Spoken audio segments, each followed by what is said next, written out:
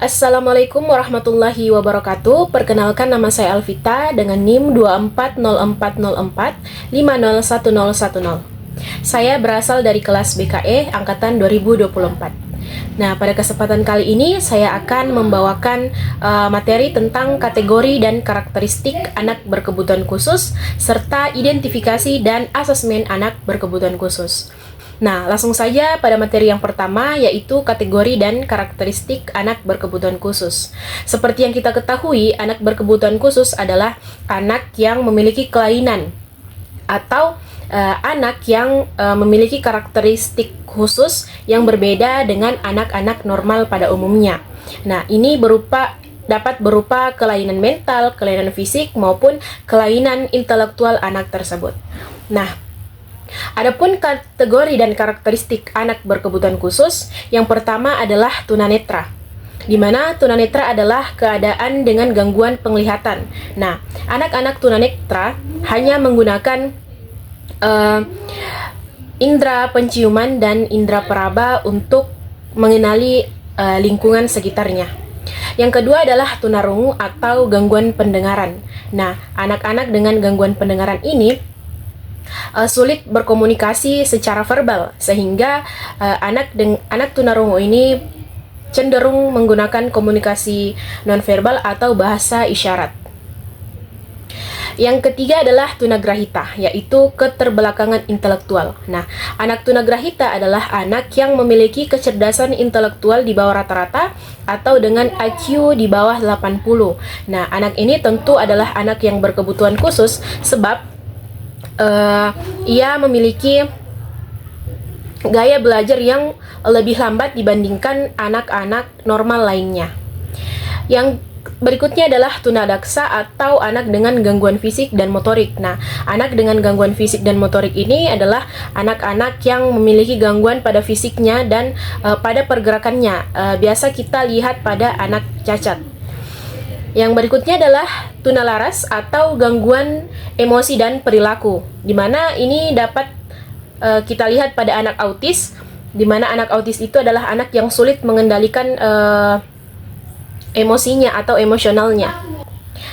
Yang berikutnya adalah anak dengan kecerdasan dan bakat istimewa atau kadang disebut gifted. Nah, anak gifted ini adalah anak yang memiliki kecerdasan intelektual di atas rata-rata dengan anak seusianya. Nah, anak ini tentu adalah anak yang berkebutuhan khusus karena ia memiliki gaya belajar tersendiri atau memiliki kebutuhan tersendiri yang berbeda dengan anak-anak seusianya.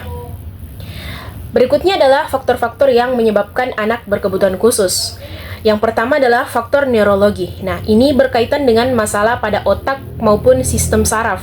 Otak mungkin tidak berkembang dengan sempurna, sehingga mengakibatkan kerusakan yang dapat mempengaruhi kemampuan belajar, bergerak, maupun berkomunikasi anak. Yang kedua adalah faktor genetik. Seperti yang kita ketahui, gen adalah pembawa sifat yang diturunkan dari orang tua.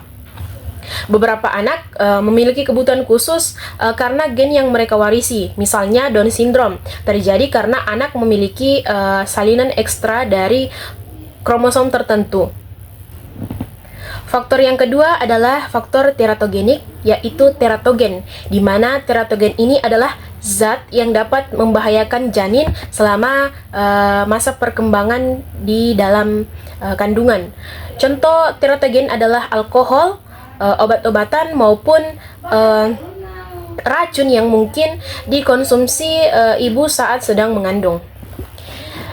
Faktor berikutnya adalah faktor medis. Nah, masalah selama kehamilan, persalinan, ataupun setelah lahir dapat menyebabkan kebutuhan khusus. Bayi yang lahir prematur atau dengan berat badan lahir yang rendah akan beresiko lebih tinggi mengalami masalah kesehatan. Nah, selanjutnya kita akan membahas yaitu gaya belajar anak-anak berkebutuhan khusus. Yang pertama adalah gaya visual. Nah, anak berkebutuhan khusus dengan gaya belajar visual memahami informasi terbaik melalui gambar, video, maupun grafik. Nah, mereka cenderung lebih mudah mengingat dan memahami konsep ketika disajikan dalam bentuk visual. Contoh anak berkebutuhan khusus yang cocok dengan gaya belajar visual, yaitu anak tunarungu, di mana anak tunarungu ini kesulitan dalam pendengaran, sehingga ia hanya memiliki modalitas penglihatan sebagai alat dalam belajar. Yang kedua adalah gaya belajar auditory. Nah, gaya belajar auditory adalah gaya belajar dengan menggunakan audio atau suara. Nah, gaya belajar ini sangat cocok untuk anak tunanetra, di mana anak tunanetra ini adalah anak yang memiliki gangguan pada penglihatan ataupun buta total, sehingga ia hanya memiliki penglihatan sebagai modalitas dalam belajar. Nah, gaya belajar berikutnya adalah gaya belajar kinestetik. Gaya belajar kinestetik adalah gaya belajar yang melibatkan pembelajaran melalui gerakan fisik, sentuhan, dan aktivitas secara langsung. Nah, kadang gaya belajar kinestetik ini menggunakan alat peraga yang dapat dipegang atau diintegrasikan dalam proses pembelajaran. Nah,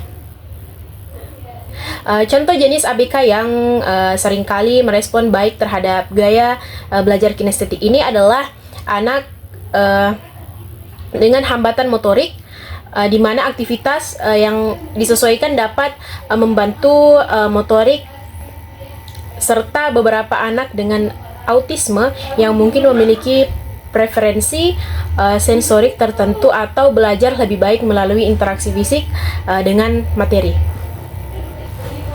Berikutnya adalah gaya belajar interpersonal, di mana anak dengan gaya belajar interpersonal ini adalah anak belajar melalui interaksi dengan orang lain, di mana mereka menikmati belajar dalam kelompok, berdiskusi, maupun bekerja sama dan berbagi ide. Anak-anak yang dapat berkembang dengan gaya belajar ini adalah beberapa anak dengan ADHD yang mungkin lebih termotivasi dan fokus dalam lingkungan belajar yang interaktif. Berikutnya adalah gaya belajar intrapersonal. Nah, gaya belajar intrapersonal ini adalah gaya belajar yang mengacu pada preferensi belajar secara mandiri ataupun melalui refleksi diri. Nah, anak berkebutuhan khusus dengan gaya belajar ini mungkin lebih suka belajar dengan kecepatan mereka sendiri. Contohnya itu dapat kita temui pada anak gifted, di mana anak gifted itu memiliki gaya belajar yang lebih cepat dibandingkan anak-anak seusianya. Nah, di samping itu semua, tentunya anak berkebutuhan khusus ini membutuhkan dukungan dalam mencapai potensi diri mereka. Yang pertama adalah dukungan dari lingkungan. Nah, lingkungan yang inklusif tentunya sangat memainkan peran krusial dalam perkembangan anak berkebutuhan khusus. Dukungan lingkungan yang mencakup upaya menciptakan suasana yang menerima dan menghargai keberadaan, baik itu di sekolah maupun di masyarakat, tentu akan mendorong anak berkebutuhan khusus dalam mencapai potensi diri mereka. Yang kedua adalah dukungan dari keluarga. Nah, ini adalah dukungan yang paling utama dan paling dibutuhkan oleh anak berkebutuhan khusus, di mana keluarga adalah lingkungan pertama bagi anak, sehingga dukungan dari keluarga ini sangatlah penting untuk memotivasi anak agar anak ini dapat percaya diri dan bersungguh-sungguh dalam mencapai potensi diri mereka. Nah, kita lanjut pada materi berikutnya, yaitu identifikasi dan asesmen anak berkebutuhan khusus. Nah, istilah identifikasi anak berkebutuhan khusus yang dimaksud adalah usaha seorang guru ataupun tenaga pendidik lainnya untuk mengetahui apakah seorang anak mengalami kelainan atau permasalahan pada perkembangannya yang berbeda dari anak-anak normal lainnya. Nah, sebagai tindak lanjut dari kegiatan identifikasi, adapun hal-hal yang dapat dilakukan, yang pertama adalah pelaksanaan asesmen, di mana asesmen ini merupakan kegiatan penyaringan terhadap anak-anak yang telah teridentifikasi sebagai anak berkebutuhan khusus. Nah, kegiatan asesmen dapat dilakukan oleh guru, maupun orang tua. Kegiatan asesmen ini dapat berupa asesmen akademik, asesmen sensorik dan motorik, serta asesmen psikologis, sosial, dan emosi anak. Yang kedua adalah perencanaan pembelajaran. Nah, pada tahap ini kegiatan yang dilakukan meliputi analisis terhadap hasil asesmen yang kemudian ditentukan penempatannya untuk selanjutnya dibuatkan program pembelajaran berdasarkan hasil asesmen. Yang ketiga adalah pelaksanaan pembelajaran. Nah, pada tahap ini guru melaksanakan program pembelajaran serta pengorganisasian siswa yang berkelainan di kelas yang sesuai dengan yang dibutuhkan oleh anak tersebut. Dan yang terakhir adalah evaluasi. Nah, evaluasi ini adalah aktivitas mengukur keberhasilan dalam memenuhi kebutuhan anak berkebutuhan khusus. Nah, dari semua tahapan-tahapan yang telah saya jelaskan tadi, tentunya identifikasi anak berkebutuhan khusus itu tidak akan dapat berjalan dengan sempurna jika tidak ada campur tangan dari keluarganya. Nah, adapun peran keluarga dalam identifikasi anak berkebutuhan khusus, yang pertama adalah observasi awal, di mana orang tua adalah pihak pertama yang menyadari adanya perbedaan dalam perkembangan anak-anaknya dibandingkan dengan anak seusianya. Nah, tanda-tanda awal ini kadang dapat berupa keterlambatan berbicara, kesulitan dalam berinteraksi, ataupun masalah-masalah dalam keterampilan motorik maupun fisik anaknya. Yang kedua adalah memberikan informasi mengenai riwayat anak. Nah, dalam proses asesmen, informasi dari keluarga sangatlah penting. Nah, orang tua dapat memberikan data-data tentang riwayat kehamilan, perkembangan anak sejak lahir, riwayat medis, serta bagaimana perilaku atau bagaimana pola perilaku anak di rumah. Nah, informasi dari orang tua ini tentunya sangat membantu dalam mengidentifikasi dan mengasesmen anak berkebutuhan khusus.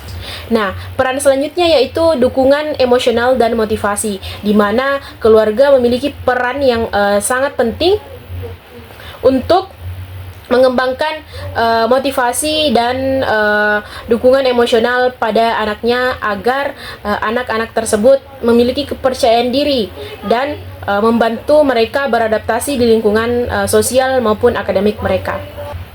Peran yang terakhir yaitu kolaborasi dengan tenaga pendidik. Nah, orang tua tentunya harus bekerja sama dengan guru dalam perencanaan intervensi pendidikan yang tepat sesuai kebutuhan anaknya. Komunikasi yang baik antara keluarga dan pihak sekolah tentunya akan meningkatkan efektivitas intervensi yang diberikan kepada anak berkebutuhan khusus. Nah, tentunya dalam proses identifikasi dan asesmen terdapat tantangan atau hambatan yang dihadapi oleh seorang tenaga pendidik. Adapun hambatan-hambatan atau tantangan yang dihadapi, yang pertama adalah kurangnya kompetensi guru. Nah, banyak guru yang tidak memiliki pelatihan yang memadai untuk mengenali karakteristik anak berkebutuhan khusus, sehingga menyebabkan mereka kesulitan dalam melakukan identifikasi yang tepat. Yang kedua adalah kurangnya komunikasi orang tua dengan tenaga pendidik. Nah, tentunya minimnya interaksi antara orang tua akan menghambat penyampaian informasi yang penting mengenai perkembangan anaknya, sehingga dapat memperlambat proses identifikasi dan asesmen anak-anak berkebutuhan khusus. Nah, hambatan yang berikutnya adalah terbatasnya sarana dan prasarana. Nah, kekurangan fasilitas dan sarana pendukung pendidikan inklusif seperti alat asesmen yang sesuai dengan infrastruktur yang ramah untuk disabilitas tentu akan menghambat pelaksanaan identifikasi dan asesmen terhadap pendidikan inklusif. Nah, tentunya di balik tantangan-tantangan tersebut ada strategi untuk mengatasinya. Yang pertama adalah peningkatan kompetensi guru. Nah, melalui pelatihan dan workshop yang berfokus pada identifikasi dan penanganan ABK, serta kolaborasi dengan profesionalitas seperti psikolog, tentu akan meningkatkan kompetensi guru dan dapat melakukan proses identifikasi dan asesmen secara lebih baik. Yang kedua adalah pengembangan instrumen dan identifikasi yang tepat, yaitu pembentukan tim khusus untuk merancang pembelajaran bagi anak berkebutuhan khusus dan pemetaan siswa berdasarkan kebutuhan mereka. Yang berikutnya adalah meningkatkan komunikasi orang tua dan pihak sekolah, di mana membangun saluran komunikasi yang efektif melalui pertemuan rutin, konseling keluarga, dan pemanfaatan teknologi untuk berkomunikasi. Strategi yang berikutnya adalah pengembangan sarana dan prasarana di sekolah. Nah, pengadaan alat seperti alat untuk membantu asesmen dan memenuhi kebutuhan atau mendukung anak-anak yang memiliki keterbatasan atau alat bagi anak-anak disabilitas. Nah, adapun kesimpulan dari materi ini yaitu anak berkebutuhan khusus memiliki beragam kategori dan berkarakteristik yang disebabkan oleh beberapa faktor. Mengenali gaya belajar pada anak berkebutuhan khusus tentu sangat penting untuk merancang pembelajaran yang efektif. Nah, dukungan lingkungan dan keluarga yang kuat juga merupakan fondasi penting bagi anak-anak berkebutuhan khusus untuk mencapai potensi diri mereka. Nah, proses identifikasi dan asesmen anak berkebutuhan khusus itu melibatkan tahapan yang sistematis dan memerlukan peran aktif dari keluarga dan tenaga pendidik. Meskipun terdapat tantangan dalam identifikasi anak berkebutuhan khusus, tentunya ada strategi yang dapat dilakukan.